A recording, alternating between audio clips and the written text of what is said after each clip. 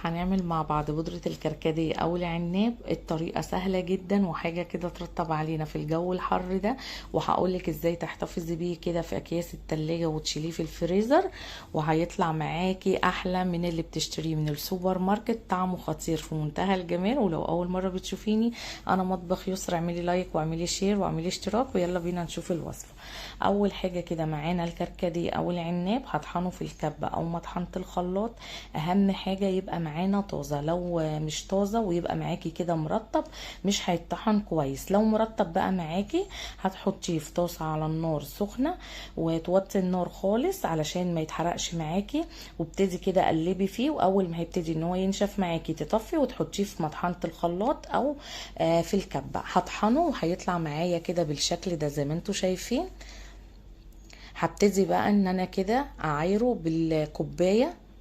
هنا الكميه الكركديه اللي انا عملتها دي طلعت معايا كده كوبايه، ودلوقتي هنشوف مع بعض الكوبايه دي هتعمل قد ايه كميه. هنا بقى هبتدي كده ان انا هصفيه كده في المصفى، انخله كده زي ما انتوا شايفين.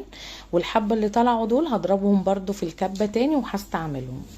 هنا بقى كده كوبايه الكركديه عليها كوبايتين من السكر، ونفس الكوبايه اللي عايرت بيها السكر هعاير بيها الكركديه، وهقلبهم كويس جدا كده، اخلطهم مع بعض. ده كده بقى شكلهم. هبتدي بقى كده انا عايزه كده انديه واعمله زي زي رمله البحر. فهبتدي كده ان انا انزل عليه كده بالميه حبه حبه. فهبتدي البس بقى كيسه كده في ايدي او جوانتي علشان اللون ما يعملش كده في ايديكي لون الكركديه. وهبتدي ان انا هقلب فيه كده واحده واحده، وانزل عليه بالميه حبه بحبه. اهم حاجه زي ما قلنا عايزينه كده زي رمله البحر مندي.